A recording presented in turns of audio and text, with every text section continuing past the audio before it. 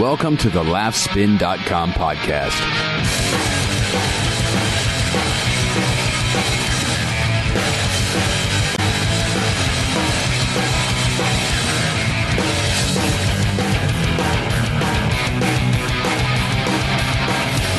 Hey guys, what's up? And welcome to another episode of the Laughspin podcast. My name is Dylan Gadino, and I'm the editor of Laughspin.com, the site I started. When did I start it? In 2005. It's your home to comedy news. Hopefully it's your home to comedy news and reviews and interviews and all that good stuff. If you're new to the Laughspin podcast, let me break it down for you. Each week on the podcast, myself and co-host Mike deliver what we'd like to describe as a comedy news digest. It's kind of an extension of Laughspin.com, if you will. But sometimes we supplement your comedy news digests with interviews with comedians on what we consider special episodes of the Laughspin podcast. And that's what we're doing with this episode, ladies and gents. This features my interview with comedian Al Madrigal. If you don't know who Al is, you can see him on The Daily Show as the senior immigration correspondent or the senior Latino correspondent. I'm sure he's got other titles. It all depends on what it is he's covering that day. And by the way, you should definitely go to thedailyShow.com and search Al Madrigal and watch all of his field pieces, because having just rewatched a lot of them, I can tell you they're pretty damn amazing. Treat yourself and go and do that at some point. Don't do it now, because you're listening to this. That's of the utmost importance. What else can I tell you about Al? Al, he's also the co-host of the Minivan Men podcast, which is currently my favorite podcast. And I'm not just saying that. I've said that on past episodes. I'm not just saying it because I'm about to interview Al Madrigal. That podcast is part of allthingscomedy.com, which is the podcasting and comedy network that we here at the Laughspin podcast is also a part of. And more than a podcast network, it's really becoming an active community for comedians to create other projects. And Al and I talk about that during this interview. You'll hear more about all things comedy. It's really good stuff.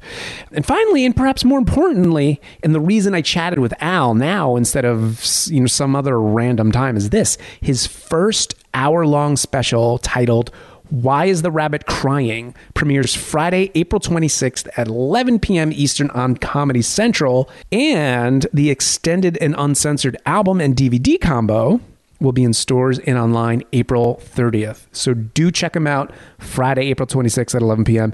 And do go and either download from Amazon or iTunes or go to a store. Do stores still exist? I think so. Just get Al's CD. I've listened to it. I've watched the special. It's incredibly funny. So where did we do this interview? I met Al at his office at The Daily Show on the west side of Manhattan over there, and we ended up chatting about a recent newspaper review that likened him to, of all people, Roseanne Barr. We talked about his past as a corporate killer of sorts. Obviously, we'll explain that a little bit in more detail during the interview. And we also talked a bit about how I would like to describe his amazingly intimidating church-going dad. And we talk about a whole bunch more. So thanks to Al for taking the time to chat. And thanks to you guys for listening to the Laughspin podcast. Let us begin. Al Madrigal. You've been in this office before. I've been in the Daily Show studios before, yes, but not in this specific office. At an event downstairs, you came for. I'm just guessing. Really? No, I interviewed Paul Mercurio. Oh, years and years and years ago. Lucky enough to grab that. Difficult to get Paul Mercurio. Yeah, very elusive Paul Mercurio. He's very elusive. He's not one to self-promote. Not at all. He's not one to self-promote. So I've been here before a few times. And of course, as a regular comedy fan who enjoys The Daily Show. And if you haven't figured it out, listeners, we are at The Daily Show studios. We are in Al Madrigal's office, a well-appointed office, might I add. Studio is really just one studio, more office than studio. Quite a few people working here to make the show happen. But just one studio. There's people being paged. Maybe you pick that up? Yeah. That's what I'm saying. Work is going on around us while I sit in the office and look at a New York Post article that's comparing me to Roseanne Barr. Yeah. This came out today? Yes. So, yeah, Linda Stassi, the TV critic at the Post, is calling. It's a very positive. She liked the special. She really did. Diva, Al Madrigal will read the top part, is a comedy's new domestic diva Wow. And it's Al and the family. I get it. Yep. Do you see what she did there? She took an L out, and guess what happened? Yeah, I like it. So she says, here's something that may call stand-up comic / late night favorite. Al Madrigal to put a price on my head. Al Madrigal is Roseanne Barr for the 2010s. Now, she is right. I do want to put a price on her head. So let's start that with this podcast. Let's do it. How much? No, she's a nice lady. Let's kill her, though. How much? We could probably get it done for $100. $100. Take her out. I think Call me a diva. I think we could. $25. I think, honestly, coming from a journalist's perspective, I think she's vying for a soundbite. Well, she wants Comedy Central to throw that up in their press materials. That is very nice, though, because she really does. Yeah, actually, and she also does a very good account of some of the bits, which usually a lot is lost when you try to transcribe somebody's material. She did a very good. Aside from the diva and comparisons to a large cackling macadamia nut farmer, I am icon. Might I add, icon. I'm fine with it. I'm just. This is my very first review. This is very exciting. Your very first review for this special. I think just in. I mean, I've. What are you talking about? I've reviewed your first album years ago. Did you? Yeah, Al. Yeah, I did. I'm sorry, and I liked it. Okay. Ugh. Why do I even do this, Al? Yeah, sorry, dude. Why? But we're not. We have to divulge the fact we're sort of in bed together a little bit. Yeah. That's it's something I wanted to bring up. In addition to all the other things you have going, you are obviously you're a correspondent on the Daily Show with Jon Stewart. You have this new album / DVD out. Why is the Rabbit Crying? Which will also premiere on Comedy Central when? Friday the 26th, this upcoming Friday at 11 p.m. Right. And I think it'll re-air on May 3rd if you're listening to this after that. Right. And, in true Comedy Central fashion, they re-air the shit a lot. Sure. So you'll be able to catch it. Sure. Right? Sure. And in addition to all that, you are part of something called allthingscomedy.com. Yes. And explain that to, we mention it on the Laughspin podcast pretty much every week, but I want you to explain what exactly it is. Well, it came from just I started this with Bill Burr and really started it with you and all the other comics that trusted us enough to have their podcast represented by All Things Comedy. And so what me and Bill sort of got together at the Comedy Store and started talking about this idea of not just our websites, but comedians taking ownership of all of their content. So here we have podcasts, and it's a great way to start this venture because we have collectively through All Things Comedy close to 2 million listeners per month, which is crazy. Yeah. And Bill is a huge part of that, but we also have Ari Shafir, Greg Barrett with his Walking the Room. We have a couple of Daily Show writers here, Elliot Kalin, who has the Flophouse podcast, and so we have Neil Brennan, the Champs, Tom Papa, Jay Johansson, Harlan Williams, Tom Segura, his wife Christina Polinsky. We have quite a few comics that have podcasts that we're friends with. And you start with the podcast, but it really does lend itself to this YouTube Google deal that we have going where we can start our own shows. They're giving us, it looks like, and it's not officially done, but money and seed money to start our own programming. So eventually I'll be able to go out to all these comedians and say, hey, guys, what is your show idea? I have money. They're also giving us free use of their Google Hangar. What is a Google Hangar? Have you seen or heard about this? I've heard of Google Hangout. No, but YouTube has in Los Angeles, sort of Mar Vista area in sort of southwest LA is about as southwest as you can go. A large former airplane hangar that they've converted to this huge studio. Imagine going into a place and saying, wow, we have all the money in the world, which they do. Well, sure. Let's create a studio. So we had to go down there and get this tour. They have green screen stages everywhere, audio. Just imagine the most beautiful studio you've ever been in. Wow. Very hip. And really up to date in terms of the technology, as even further than you think. And so you have access. We have access to that. We have access to that. You/we. We have All Things Comedy comedians can go rent. All the equipment is free to use. We have to have the crew, and they can check it out. We can make whatever show we want. So I can go to Tom Segura and now say, what is your idea? Dave Anthony already has an idea for an office show.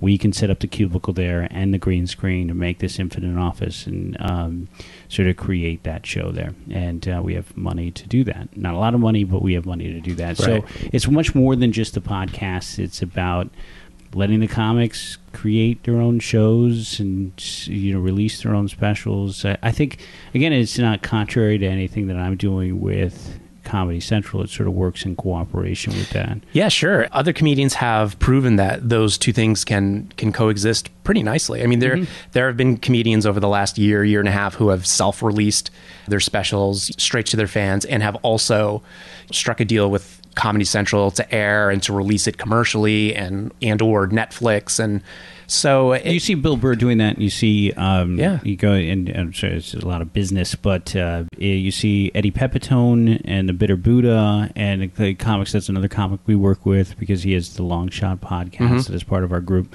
And he releases his movie, shoots his movie. Ari Shaffir has his special available. So it's a lot of self-releasing can happen, but you can, I think, as Bill has proven, or release that special and sell that to Comedy Central if the quality is there. Yeah, everybody can get along, Al. Yeah, it works. When Louis C.K. first did it at the end of 2011, there was a lot of talk about. I wondered anyway, as somebody who is constantly covering comedy, is this going to negatively affect the relationships between artists and the Comedy Centrals, the Showtimes, the HBOs? And it really hasn't. I feel like they've figured out a way to live together in harmony. Yeah, it's happening. Like we all should, Al. Yeah, exactly. We really should. And it really beyond that, we have the ability, and we're proving that with this TiVo deal that we're doing. We're going directly to brands as well. So now we can. We had a TiVo come to us and say, we really like what you guys are doing. And this is without even major press releases going on. And then we want the comedians to help us with this new ad campaign and this new box that we're launching. And so we actually got to work with comedians. We sort of crowdsource our group of comics, and I can go and offer every single comedian. He's like, here's $5,000. We need this in return. Are you interested in this deal? Maybe not something. Bill Burr is making a fortune on the road. He's doing theaters. Right. Not worth his time. Maybe it is, but he decides. And so we can sort of say, TiVo's willing to spend this much money. Are you interested in this deal? And then other brands are coming to us, and it's very exciting. Yeah, we can actually have the comedians work as advertising sort of executives and creative pitchmen, get their Don Draper on going, and they're pitching great ideas. They love this stuff. Yeah, that's good. That's good to hear. Yeah, comedy. Yeah, comedy and technology. Comedy, the business of comedy being taken on by the comedians, which is a scary thing, but it sort of works. And I had this lifestyle. I worked for my parents' family business. I have a business background that lends itself to this sort of thing. Yeah, let's talk about that. Your background is a little interesting. What was your family's business? Just a little interesting. It's kind of interesting. Somewhat vaguely interesting to you. It's interesting to me, coming from somebody whose parents didn't do anything amazingly interesting. And my mom has a really cool backstory where she sort of worked her way up through. My dad was a Teamster. My mom, they met at work.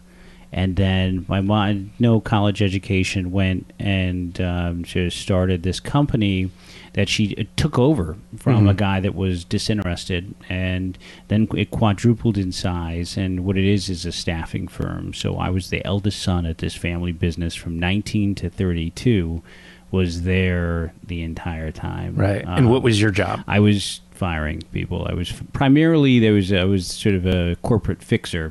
So right. I'd go in, and anybody had any problems, if it was letting somebody go, if it was any disciplinary issue, I was sort of the go-to guy, the guy you called. And right. My mom did a lot of this as well, and she still does. But if there's a problem at your company, we're the people you call to fix it.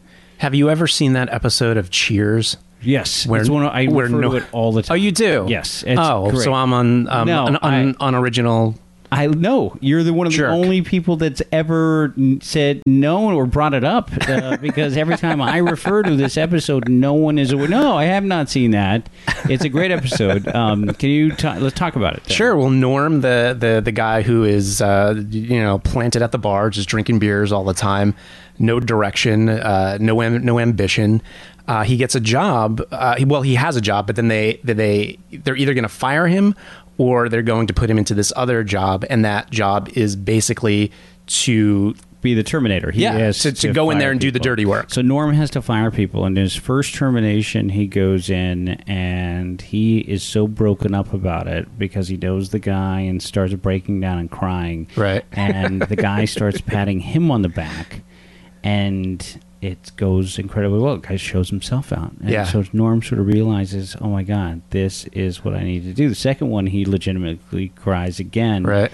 And then eventually that becomes his thing, and people realize he's a cold-hearted bastard. Right. Because it gets so easy. And that's another, it really never gets easy. But I have to say, after doing so many terminations, I did get a little cocky and overconfident about the whole thing.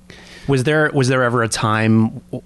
Were there any like horror stories? Yeah, it went horribly wrong a lot of the time. So it was for as many as went smooth. There was 1 in 10 where the people went running out the door. I had when I was 22 years old, had a Russian nurse that took off on me. When you say took off, you mean literally? Just in the middle of you talk. Tried to grab my paperwork, sitting across from her at a desk in the doctor's office, and grabbed at my paperwork. Then there was a tug of war that ensued, and she said, "These are lies, these are lies," and then just got up, ran out the door. I find that accent offensive, by the way. These are lies.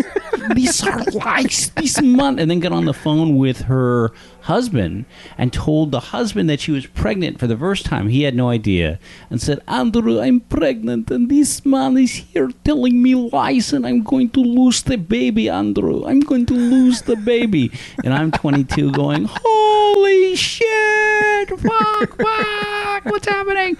And I get back and tell my mom the whole thing, and she's like, "Did you block the door? Why didn't you block the door?" And I go, "No one ever told me to block the door. You blocking the door was a thing." Holy shit! So that's like a thing you need to do. Is block the door. Stand between them and the exit. Wow. And what was he supposed to do? Put hands on her? It was, I think, at that point, that's one of the things. Working for your parents sucks because they can say shit like that. Like, right. No, they're always right. They have a personnel file on you from day one. I think at one point, I was trying to buy a new copier, and my dad said, "Well, I just don't want this to turn out like your bike." I'm like, what? No, it's going to get stolen. What? Do you think bad kids are going to come? They can't keep it all business-like. They have to drag in personal stuff. All of the personal stuff. Well, to have your boss say, "Well, you know how you get." Right. Yeah, you've been doing this since you were 8, and we're not falling for it. What? Nobody has that sort of information. You want to come into. That's one of the great things about starting a new job is you go clean slate. You can reinvent yourself. New work ethic. I'm the guy who shows up early and stays late. And then when your parents they know that you were the guy that almost got kicked out of college. Right. And, yeah. So how did you get it? So at what point? So you were there till when? You were 30?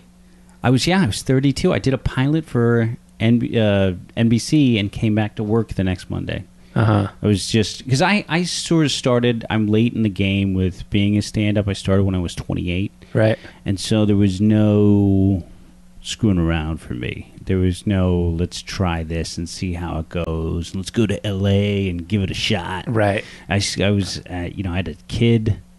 In 2002, I'm married with a son. Wow. So there's no, and you know this from being a father. I do. That there's no dicking around. Yeah, there's no dicking around. You better get out there and interview Amy Schumer. That's right. Amy Schumer, Al Madrigal, all the stars. Yeah. You got to do it. So, there's really no fucking around, and I was firing people. But it was very difficult to leave a full-time job with, I was making great money. I was driving a Range Rover, wearing nice suits, and my parents bought me this 3-bedroom house that was in San Francisco that was maybe 3,500 square feet. I had a top 3rd floor master suite with its own living room and deck. That takes balls, buddy. Yeah, and bailed on it. We were there for 8 months and took off. I'd be like, dreams? What are dreams really? This backyard with the vegetable garden and the built-in barbecue. That's pretty dreamy. Yeah, a lot of people dream of this. I could alter my dreams. Yeah, I bailed out on the whole thing because here I am, eldest son that's supposed to take this whole thing over. I could show you. It's JMA HR management, but really, I was dealing with other people's problems constantly. Yeah. We ran a very tight ship in our office, and sure, shit does happen occasionally, but we knew how to fix it. And you're dealing with other people's headaches. Yeah. And it really is a giant pain in the ass. And also, it was put in difficult situations where you had to fire a single mom with no daycare. Yeah. And unreliable transportation, and you've warned her 5 times. So you've given her the opportunity that other people didn't have to make it work, and you still got to can her because she was late for the fucking 6th time. Yeah. And so I show up, I'm like, yeah, man, I told you not to make me come back here. Right. What did you do? Do you ever wonder, sitting in your office at the Daily Show, do you ever... Plush. It is very plush in here. You are on a mini couch right now. I am on a mini couch. I'm another large couch. I'm sitting next to a cable box. Al is literally 7.5 inches from me.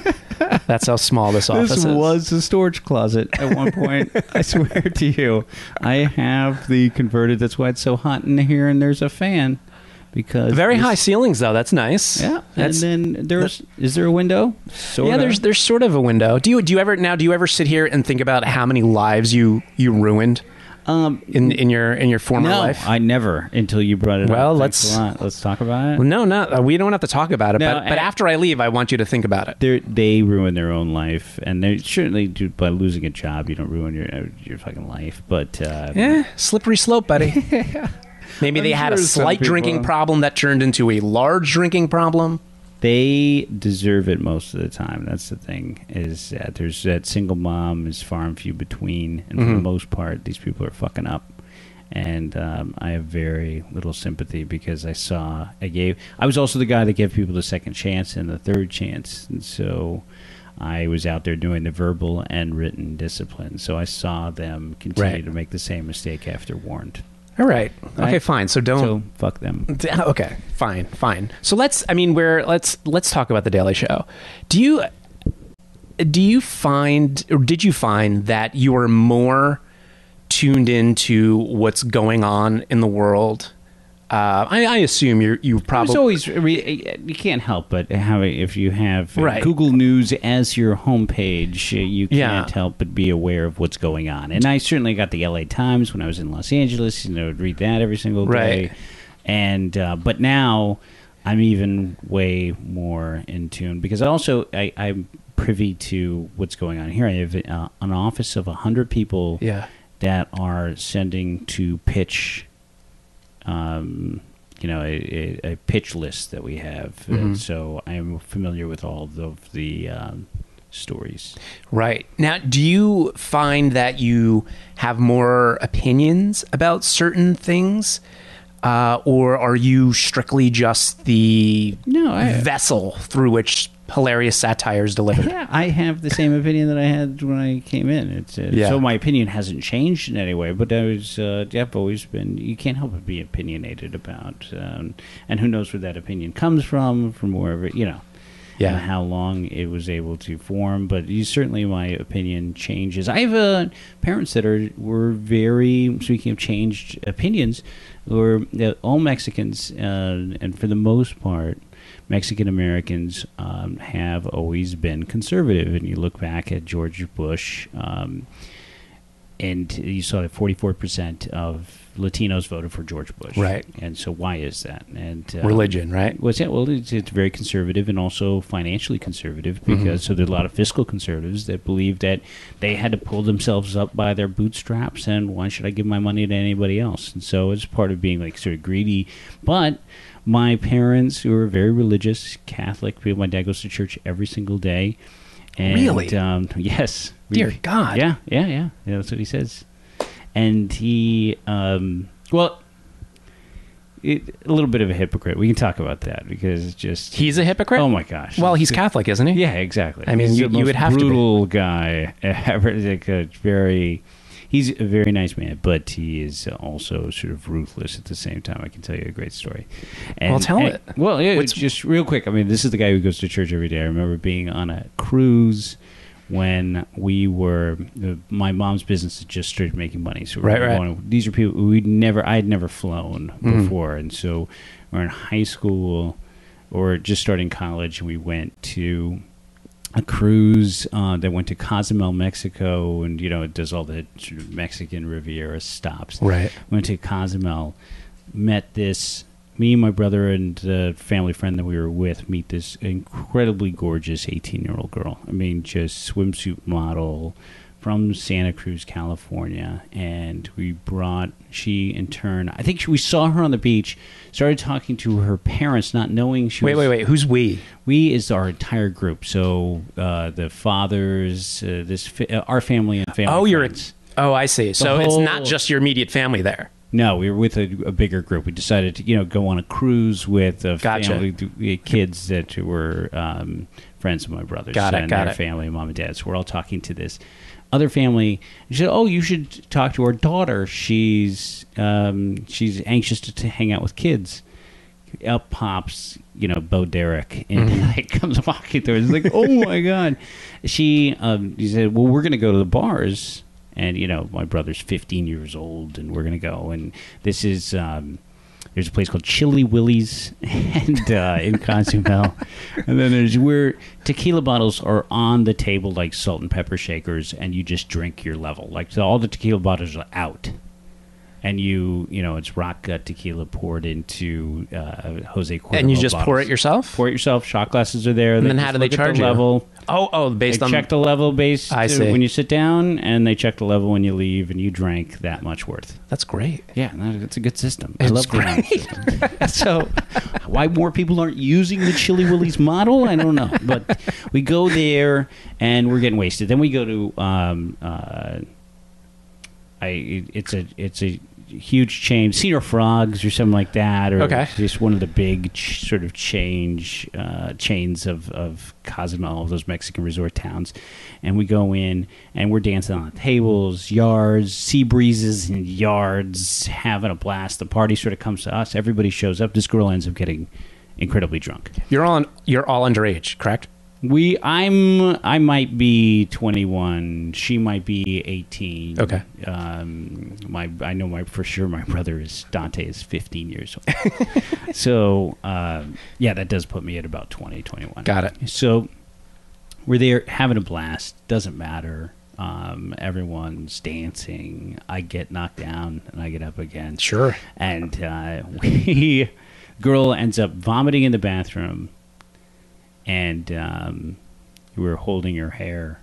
My mom's holding her hair. She looks up, and I guess she likes me, which is like, she's gorgeous. I'm in love with her. She who knows if it's the booze, but she's into me. Right. Maybe I can make out in the back of a Senior Frogs or something. Sure. While my little brother looks on, and my mom's like, so, it's time for the cruise to go. Okay. So, what are we going to do with this girl? Dad, we can't just say her parents aren't there yet. So now I'm stuck with leaving this woman that I just met and I'm totally in love with at this Senior Frogs. We can't do that. We got to bring her and bring her outside. My dad puts her in a cab. It tells the cab driver, she's pass out drunk. If anything happens to this girl, I'll come and find you and kill you. And then I go, Dad, what are you doing? He looks at me and goes, fuck her. He goes, we got to go. I'm not missing that boat. Holy Jesus. Yeah. He's a brutal dude. But he's a ship chandler. He was the only Mexican kid in his high school growing up. He comes from Bayshore in San Francisco, where it was like down by Candlestick Park, if you're familiar with the city. A little bit. It's a rough neighborhood, sort of I grew up with people chasing me kind of guy, and doesn't take any shit. I remember I had a girlfriend that he didn't like, and I called him for April Fool's. I was doing this as a bit for a little bit, but it was just so brutal that everybody in the audience would go, like, what a horrible man, and make him lose, because I'd laugh afterwards. I thought it was so crazy. My father, I was dating a girl when I was 25, and everybody hated her. I knew everyone couldn't stand this. Why did they hate her? Just didn't like her, didn't like the looks of her, didn't like her. Why did you like her, Al? I liked her because she was there. And, yeah. She was, I mean, when you're a guy sort of growing up in college, and someone shows interest in you, it's often the girl that you are with. My father, they just don't like her. But oftentimes when you're sort of a nerdy guy that is, I'm not, never been smooth with the ladies. Sure. And you often are interested in the girl that's interested in you. Sure. I think that girl That's how likes I roll. me. Yeah, exactly. Yeah. So anyway, I've met this girl. She was my neighbor when I went to University of San Francisco, and she lived directly next door. We sort of hit it off, and next thing you know, I have a girlfriend. Right. I have a girlfriend for a year and a half. I have a girlfriend that my parents really don't like. I think she came over our house once and didn't talk enough. I know from these people, being born, when they don't like somebody or they don't like your wife or whatever. Mm-hmm. And so tell us about how your family feels about your wife. My family loves my wife. Okay. She's great. Have they always liked your girlfriend? Yeah. Oh, always like my girlfriends. I think I dated one girl who they thought was sort of weird. Yeah. But they were never mean. No. My parents are mean. So, yeah, my parents were never people that go to church every day.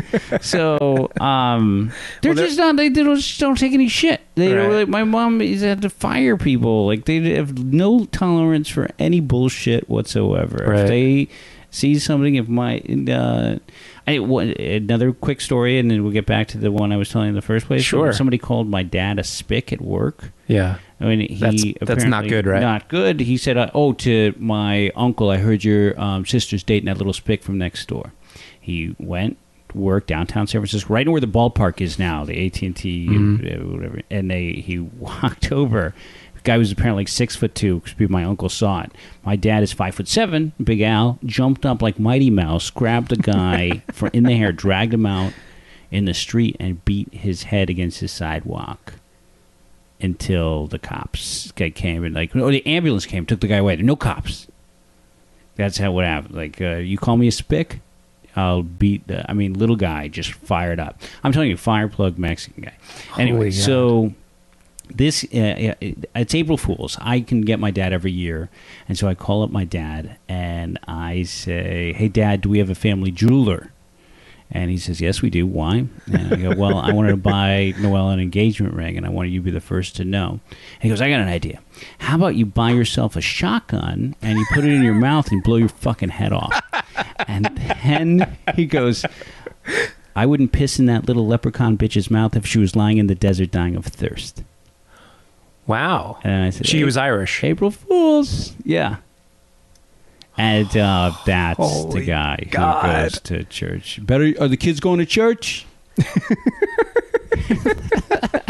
Yeah, Dad, the kids are going to church. Oh, my God.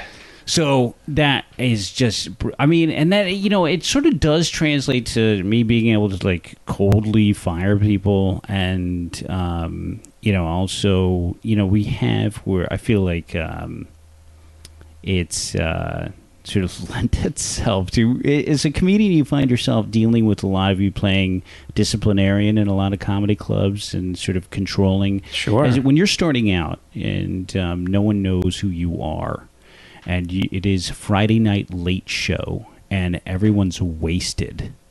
It really does become a Go out and prove yourself, and shit's going to get out of control quick, and let's cut this down to, I want to do a tight 45. I look at when I'm on the road and no one knows who I am, and I can just look out in the crowd and see how rowdy everybody is. And this is, a good 6-7 years ago, 8 years ago, when I really have, I'm headlining, but I'm baby headliner with, a bunch of credits that got me the gig but don't amount to an audience coming out to see me. Sure. So I have the rowdiest people I remember being at the Ontario Improv once, and me and Freddie Soto looking at each other going, oh my God, I would fight this crowd against any other crowd of people I've ever seen. Chicks with just fucking neck tattoos. It looks like a women's prison let out. And so you have to go out and play this sort of like badass who doesn't take any shit. And if you let people get the best of you, you're just going to have mayhem. So that's, it sort of lent itself to that. And it also sort of lends itself to me not being that nervous when shit goes wrong on one of these Daily Show interviews or anything like that. Yeah, I was gonna bring up the interviews because I just rewatched a bunch of your field pieces, and I've always wondered, and it's not exclusive to your field pieces, but what is the conversation before and after the interviews with the subjects of these field pieces? And you've known me for a while. Yeah. Very friendly. Yeah. Yeah. Nice. I mean, exact same way in the interviews. My first one, the guy who's very funny producer here who's now gone, Orm Brimmer, he works with Pete Holmes, and he's working on Pete Holmes' new show that he has with Conan. And he told me, you might want to wait in the car. Really? And just not come in until you're ready to go here. I don't want you talking to this guy too much. And that's the opposite of what I've done since. Gotcha. I don't want to get too friendly, but a lot of times I like to do a lot of coaching on, I don't want them to be jokey. There's a lot of stuff that is said before, so don't make any jokes. I'm not going to use your jokes. A lot of people think they're on the Comedy Central and the Daily Show, and it's their job to be funny. Right. And it's not. It's their job just to tell the story that they told us on the phone. Right. So they do know that. I mean, they know it's for the Daily Show, and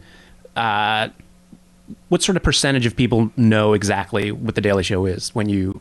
I think a fair amount. I mean, people are going to like over 50%. If they don't know that then they're eventually going to talk to their friends and family and find out. I got this call from the John Daly Show. Right. And then people are going to put that together. That would be a great show. That's, yeah, exactly. Drunk golfer. Just wasted, checkered pants and a pink shirt, just boozed up, 10 a.m. Let's make it.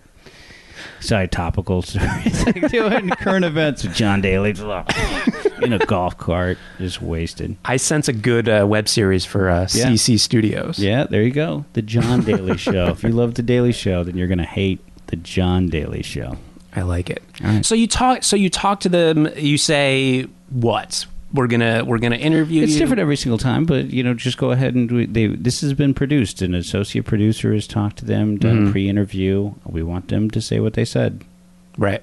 That's it. If you feel like something is incorrect, go ahead and back up. Say it again. Right.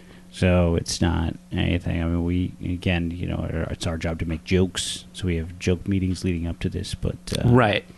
But I mean, 9 times out of 10, the subjects of your interviewer, they're hanging themselves. Dude, and it's all juxtaposition. And if you watch a Canadian Bridge piece, there's a Detroit Bridge piece where I interviewed a guy who was a Tea Party guy who said that the Canada's secret agenda was to sneak in Chinamen to the United States.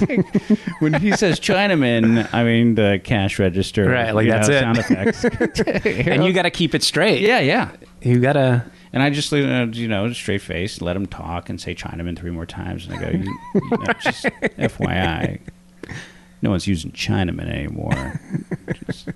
I hear what you're saying, but they prefer to be called Orientals. And the Orientals thing didn't make it in. But, it's nice if you can have runs and jokes. And you're sort of doing improv with somebody that doesn't know they're doing improv. And that's really all it is. But it's that's my favorite part of the show. That's what I hope to continue doing for a long time.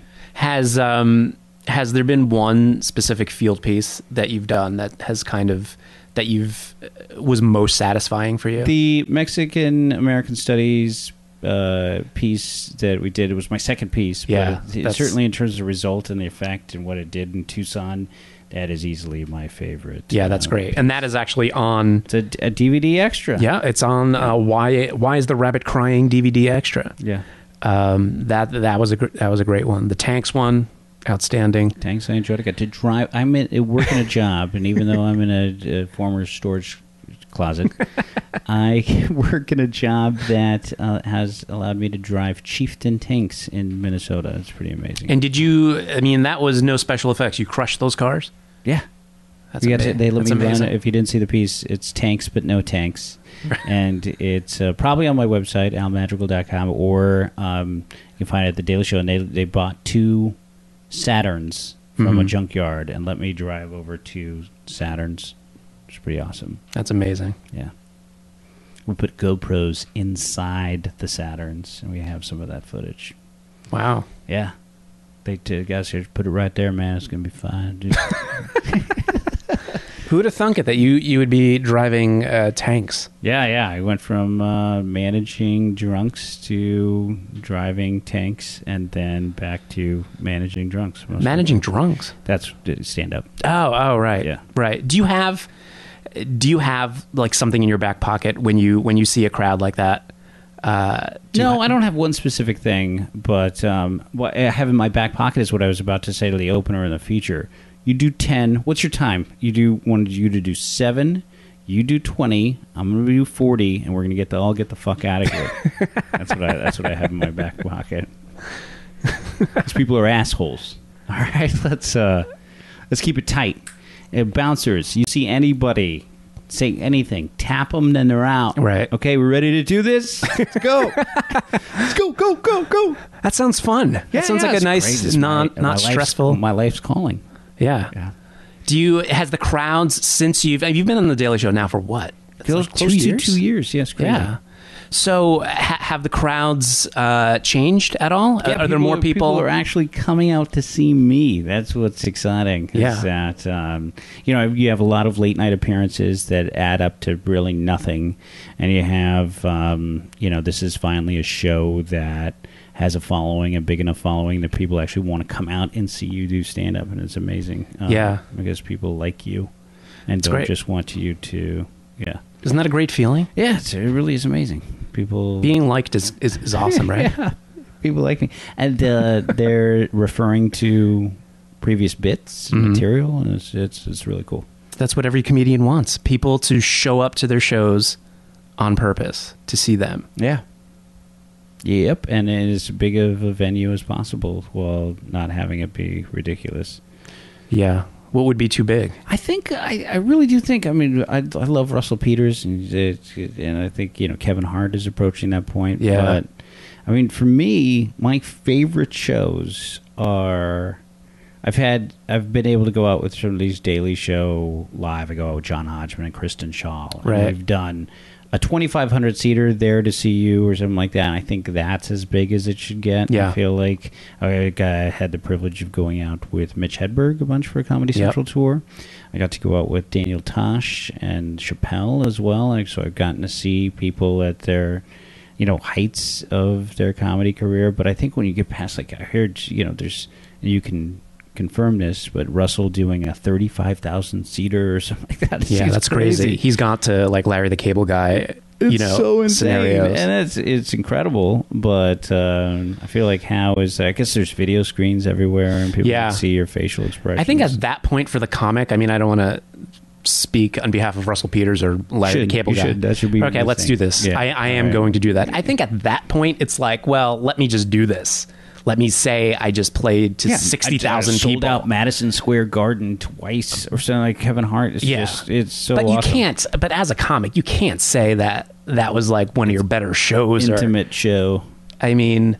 Comedy Works in Denver, the old Cobb's Comedy Club. I hear, I've been to Cobb's. I love Cobb's. Comedy Cellar. It's got to be underground. The ceilings have to be low. Waitresses... it need to be a little bit bitter there for a long time. It just all adds up to that's a great sort of a good example of that is I just saw Mark Maron just recorded his new album and DVD, and obviously he can play a theater and fill up a theater, but where did he do it? He did it at the French named place on Bleecker over there in the Village, La Poisson Rouge. Okay. But it's exactly what you just described. Yeah. Down in the basement, dark. I don't know, 200 people maybe. But I think that's the right idea. I love the Zach Galifianakis Purple Onion special. Oh, so good. Yeah. So good. Keep it intimate. Yep. This is not the Why Is the Rabbit Crying was good, smallish size venue. It was a Moody Theater in Austin, Texas. Yeah, I love the way it looks. It reminded me a little bit of Bill Cosby himself because of the lighting situation in the back, depending on if you segue to... Oh, that's what it's supposed to be. Really? Yes. I intentionally... It reminded me of Bill Cosby himself. I'm like, this is awesome. I went for that look. And I'm like, did the background color just change? Yeah. Background color just changed, man. I'm totally high right now. Well, Al, listen, I'm gonna let you go. Thank you. I know you're a very. Thanks for having me on, and thanks for letting me go as well. Of course. And my dad is not an animal. I want to talk to him next. He's awesome. I want him on the podcast next. So brutal. I want to talk to him. What's this? A podcast? What the fuck is that? Louis C.K. Who the fuck? I had the greatest story also of that because I was working for the family business. So there's one more dad thing, and then I'll go. Let's do it. Working for the family business, he would. I was still trying to go to L.A., so I went to audition for my own show, 8th time, nationwide search for a Latino comedian. Mm-hmm. Auditioning for my own show, and then he goes, "Where are you?" I'm in Los Angeles. Why are you in Los Angeles? Well, I'm auditioning. I go, I have a show tonight with Janine Garofalo. Who the fuck is that? Why are you even mentioning that name? And then I go, and then tomorrow night I have an audition for my own show. And then tomorrow I go, I'm at UPN. What the fuck? What's UPN? You had no idea. And then I go, and then I'm auditioning for meeting the casting director for Curb Your Enthusiasm. Nothing. It's after The Sopranos. Yeah. And he goes, you're going to be on The Sopranos? And I go, no, I'm not going to be on The Sopranos. And he goes, well, we got to change the locks tomorrow. I don't know who you think is going to fucking be there.